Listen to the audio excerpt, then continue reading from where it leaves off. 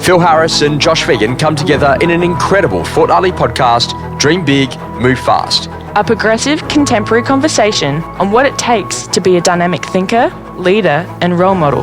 Backed with over 2 decades of friendship, trials and tribulations that teach from real-world experience and what it takes to dream big, move fast. What employees experience, customers will. Your customers will never be any happier than your employees. John DeJulius. Phil, what are your thoughts about this as we kick off the episode? Yeah, good one. It's our industry, right? It's interesting how business owners are very focused sometimes on external kind of customers and the noise of what's going on. But at the end of the day, you want to run a great real estate business. Like the satisfaction of your current set of employees is the greatest indicator of how your business is tracking. So, Phil, I'm going to ask you about a moment in life. If you're in a position that you're going to be buying a donut, do you reckon that should be a pleasurable experience? Like, should that be a happy moment in life? Absolutely. So I was walking through Sydney Airport, the Qantas terminal, and there's the Krispy Kreme's little thing there. Going for a little cheeky glazed donut, I was walking back, and interesting enough, there was a guy who was ordering his donut that was having a fight with the lady at Krispy Kreme's. How do you get a fight at Krispy Kreme? It's literally, and she ends up literally handing in the thing and is like, "I'm so glad I'm not married to you. You're so rude." And I just thought, wow, surely that moment has gone seriously wrong, because that should be a pretty happy moment in life. Is my gut feel. So you shouldn't be buying donuts at the airport. That would be my suggestion. Yeah, so it was good to see you there. So as a part of that, today we're going to talk all about business models. Yeah. Good conversation, Josh. I love this, and one of my easiest ways to kind of get people to understand business models is I want you to think about Toyota. And Toyota, for example, have got a Corolla. And what's a Corolla good for? It's really good for resale value. It's a really well-built car. It's zippy. It goes in and about, does its thing. It's an amazing vehicle, all of those things. And then all of a sudden they've got a Camry, and that's probably really good for Uber drivers or taxis. So it's a bit more passenger orientated, maybe not as high quality build, but what it does, it's a smart enough car when it's clean, X, Y, Z. And then you then go to a Toyota Land Cruiser, the big V8 Sahara, and all of a sudden you can tow a boat and a caravan and, take 8 kids with you over the way to Kangaroo Island. So when you start thinking about what it is that you're actually doing, they're very different business models. So the Corolla is built for one, maybe a passenger, possibly a small family. The big V8, though, it can tow 8, and we can do volume here. So if you're thinking about that, one's really, really efficient, but it's key person dependent. The other one's not as efficient, but it can tow a big load. I'm starting to get you to think that, whether or not you're doing 5 transactions or whether or not you're doing 200 transactions a year, that might be the Corolla over here, and this over here might be the Land Cruiser. And the thing about it is that literally both have their place in a market. But the interesting thing is that literally both also come with their own set of issues and challenges. And so as your business scales and grows, and you know this better than anyone, some of the decisions that people face when they first are going to start a real estate business is they go, should we do property management? And they, yeah, great. And they do property management. They've got a property manager for XYZ amount a year, but they're only producing, 2 property managements a year. So they've only got $4,000 in revenue coming in. And so it's clearly a loss leader. And so, should they save money and buy a minimum number of property managements to be able to get it up to that point? And then there's scale points throughout the business journey. And some of the business banks do some really good benchmarking on this sort of stuff, that at X number of property managements, you're going to make really good money. And then at the next level of property managements, then you'll make really good money, but in between you'll go broke. And so this is that whole idea about knowing where your effective scale points are. And you have been on that journey more than anyone that I know, from starting out to where you are today on the property management space. But one of the interesting things about getting, the right sort of big business decisions in play is about getting to some first order principles right. And one of my favorite first order principles is fix your fixed costs first. So can the business actually cover its fixed costs? And then it can then start to move into a position of being able to cover its variable costs and then ultimately make a profit. And a term that I was introduced to in the prop tech world was about annual recurring revenue, ARR. And it needs to ideally be above annual recurring expenses, to then get yourselves into a position of what we've got to call annual recurring profit. And there's also the monthly version of that. So monthly recurring revenue has got to be above monthly recurring expenses to get to monthly recurring profit. And, people don't understand that if they don't write much income in January, for example, in a sales business, they've still got monthly recurring expenses. And if you don't put cash flow aside for that, then you can get yourself into trouble. And it was so funny because, and this is going back a long time ago, but I was in my dad's office, and as a little kid, he'd always like look at the front doors, and he used to say to me, he goes, it cost me $30,000 a month to keep those doors swinging. And I used to look at the hinge and think, how does that hinge cost $30,000? But I didn't get what he was talking about, because it was the fixed costs that were associated with business. So tell us a little bit about this, because, you've been a lot on that journey when it comes to business models. Is it important for people to get some first order principles together about being able to make sure that can we actually make a profit for starters, and can we learn what our fixed costs are, and do our fixed costs include a minimum profit amount to hit break even? Yeah, it's a very interesting conversation, and I think that the industry, Josh, is fascinated with high level numbers. Yeah. And in fact, that's the way the industry is structured. So particularly in franchise world, we're going to hand out plaques and awards and recognition. And I obviously work, which is great. Like, we all want to, publicly praise and recognize our people. But there is definitely not awards we don't go to annual awards and they're handing out certificates and plaques for profitability and EBIT and margins and balance sheet growth for the year. So, and even to the extent, I remember I've been in awards, where that a company, the top listing office for the year, but you knew that business went into administration like 6 months later. Yes. But the award, the recognition was there. And so we've created whatever the saying is, revenue is vanity and profit is sanity, wherever you want to go. So we're existing in a culture that actually doesn't encourage or drive business sensibility or business understanding. So I think that, before you start, there needs to be a greater effort from principals of understanding those basic concepts that you just spoke about. What does it cost every month? What are our fixed monthly expenses? Okay. Now let's do some projections on what our fixed monthly revenue is going to look like. The old saying of how do you run a great business? Like, spend less than kind of what you're earning, right? So, someone said to me the other day, how do you go broke? And I'm like, I don't know. And they're like, first slowly, then very quickly. Yeah. and so it starts to get you to think a little bit about this conversation. Because but the trend is just fix everything with revenue. I'll just spend, that's okay, I'll just go and list more and sell more. Well, but not understanding about how much of that revenue is actually left over. So by the time you do splits and margins, and by the time you pay a high commission split or XYZ, and then it's not even that. People runs, and we see this even to the extent of like sitting out with salespeople who just don't understand it at all because it's not in their wheelhouse. Even when you think about profit, people still don't understand tax, and they still don't understand capex. Or payroll tax, and all these sort of things. It's actually, when you actually look at actual dollars, cash in the bank, you need to have a really clear understanding of what the game is before we even now start talking about models. If that makes sense. And so this is interesting about really understanding your business model, because you've seen a flood of people that come into the market and say to salespeople, hey, you're going to get 100% of everything you earn. But what's often not written in that marketing spiel is that, and you're also going to get 100% of your expenses. And they don't realize that if they work here as a top flight salesperson, they're getting 50% of the total, and literally you're then paying all of the other expenses out of the other 50% as an example. So it's a kind of an interesting piece to kind of get people right. But I would say to you, okay, let's assume, for example, and I'll keep it very minimal, but let's say that your total annual expenses to run your business is $100,000. Let's assume you're a tiny business. Okay, great. Well, you know what? You need to put a minimum profit margin on top of that. So let's say, for example, you want to get a 20% return. Your new fixed costs are actually $120,000, because profit is not an option. It needs to be geared into the business model. Now, if I go and I put money in the bank, I get 5%. If I put money in an ETF, maybe I get 7, 8, 9, 10% guaranteed.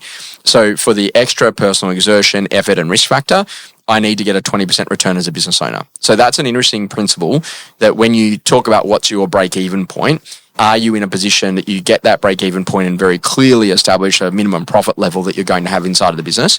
And then secondary of all is that then when you actually go to think about that, is that done over a 12-month or a 10-month year? So I'm still now going to say, okay, great. Well, guess what? I've got $120,000 in expenses now annually, but literally it's now $12,000 a month is how I'm going to gear myself, because I'm going to assume a 10-month year. Now, that doesn't mean the other 2 months aren't going to produce revenue. I'm just not going to put expenses into months which are low, if that makes sense. And so now, okay, I've got to get to a minimum of $12,000 in rev per month before I'm actually starting to make a single dollar in this business. That's a really helpful mindset to get people to understand that literally, that's an option. So then you're not wildly taken out by election months and, Christmas months and things that you have not yet experienced in business. And I wish that someone had a conversation with me day one when I first started about that. And that's very And that's a different mindset for a lot of business principals out there, Josh, who largely the majority of principals come from sales backgrounds. So they've been successful as a salesperson. They now step into the business arena and sitting down, like what you just said, having that conversation with your accountant, looking at a P&L and going, these are our monthly expenses and this is roughly the revenue. And by the way, cash flow is different to your revenue as well, because just because you sell a house today doesn't mean you're going to see the cash in this 30-day pay cycle, right? So there's all those things that you need to learn, but that doesn't actually happen overnight. But if you can actually forge the discipline to go away and understand that, now we can move forward and think about what is the growth, the trajectory, and what does the model actually look like that we want to build. So one of the things that's really interesting is about what percentage of your revenue is recurring revenue, aka a property management type asset, versus what percentage of your revenue is one-off revenue, so where you're making a sale and it's great, but like it doesn't come around next month unless you make another sale. So it's really important to have an understanding of if you want to mix on that and do you want 50-50 or do you want 25-75, but actually understanding that, what do I need that recurring revenue to be to meet my recurring expenses? And even in our industry, Josh, there's even a deeper level of understanding there, because I think that the narrative that's always been pushed in kind of franchise land, got to have a rent roll, got to have a rent roll, got to have a rent roll. Like that's always been like the narrative. But we know that if you take your eye, if you're a very, very small agency, all right, if you're less than 5 employees or whatever it might be, and you now take your eye off the ball to build a rent roll, so you're now selling less houses, to have a rental portfolio of 75 properties because you've been told that that's your super and that's your balance sheet and that's what you're going to sell. Or selling a property in 10 years' time, yes, that might be worth, 10 times 5, 6, 7 grand a pop, whatever that's worth, right? But the reality is, how many sales have you now missed because you've been pursuing rent roll? So is that even the right model for what you're actually trying to achieve? And the thing about it is that like a lot of people have not necessarily thought about it, because some of the strategies are designed to drive profit and loss, and some of the strategies are designed to drive balance sheet, and some are designed to do both. And this is kind of interesting. Is like, what are you actually planning here? And this is kind of an interesting conversation. Is there different sizes and scale? Because there are some people that are better off just being a salesperson working inside of an existing brand, right? Yeah, that's exactly right, Josh. And I would say that, some of the common models, which would be kind of interesting to get your insights into as well. If I talk about the models that I see that work really well, there seems to be, Josh, real estate agencies that keep it very tight and very simple. And I would call that like a high quality listing selling principal who's very good, who can list and sell. And then there might be 3 to 5 other salespeople around him as well, him or her, who are also very successful, running a tight sales business and a tight property management business under kind of one set of infrastructure, like one office. That seems to be a very highly profitable and successful model, right? Then if you go to the other end of the scale of that, where you go to and this is very, very few people are in this space, doesn't make it any better or any worse, but a different model. If you look at the model of what Harris has, we have a non-selling principal, such as myself, with a corporate structure, equally a highly profitable business, not as high a margin though, because it's interesting that when you go to real estate conferences, Josh, tell me about your EBIT. What percent? Are you 10% profit? Are you 15? Are you 20? Or like all of that changes based on the model that you have. Well, right? You've actually got proper financial reporting now. Whereas in Model 1, they probably don't have the financial reporting because the husband or the wife or the kid's car are included in the business. It's all included, yeah. And so there's a difference between tax effectiveness strategy versus actually benchmarking. 100%. And so when you look at a business like ours, lower percentage of profit margin, but higher tax because it's on a much higher volume. The other business models that I've seen, Josh, that's been interesting is looking at, some businesses I've noticed as Josh are maybe second generation or third generation families where they're not necessarily massive rent rolls or massive sales business, but they're almost like property plays, Josh, where you see they've got their McDonald's. Yeah, they're businesses that are underpinned by some beautiful assets where over, the previous generation, this generation, they've acquired great real estate office spaces. Catholic Church. Yeah, exactly. Yeah, there you go. Yeah, that's the best property business in the world, right? Well, not necessarily great huge real estate businesses, but they might have 2 or 3 sites where they own the property. Yeah. There's no debt on the property. There's no debt on the rent roll. There's no high-level management structure in place, and people go, their brand's a bit slow, or they don't really do it. Can I tell you, if you saw their balance sheet and their profitability, you go, the business that I'm envying online on social media who look flashy, they got this, they got that business makes cash and the balance sheet is growing every single year. So you need to know what's the model that you're playing in. And you need to know where you invest for each stage of growth and literally spend some time with it. There was a group called Pendium, for example, that do that go into a business and they run like a set of numbers and they say, hey, feel at this number of property management is super profitable. At this number, you're going to lose money again. And at this number, you're actually making money again. And it's a really interesting part. But like, know what your scale points are. And because like literally, if you get distracted by this, oh, we're going to go and open commercial. Oh, now we're going to do off plan. Oh, now we're going to go and do this. And I get really good at the core and stay at that core and only add additional service lines if you've got someone who's going to be as good as you in that new service line. That's going to bring that founder-like energy and like level of obsession to it to become the best in the world at it. And I think that the danger model to me, the one that is most dangerous, Josh, is I think when I see people getting stuck between small, profitable, listing, selling principal, maybe less than 20, 30 staff doing like really, really well, trying to scale to maybe a Harris model. Yeah. And you see them getting stuck in the middle where the principal comes off the tools, stops listing, selling. Oh, now I'm just going to manage. I'm just going to lead. And you see them get stuck in that space. All of a sudden profitability drops. And I've seen numerous principals then go, hey, you know what? I'm going back to my model that I know that works. Principle, beware the bigger boat syndrome. So Phil, this is an interesting principle about like the challenges that sometimes people are so obsessed that someone else has got a bigger business and someone else has got a bigger boat that they actually can't actually enjoy their existing business or their existing boat.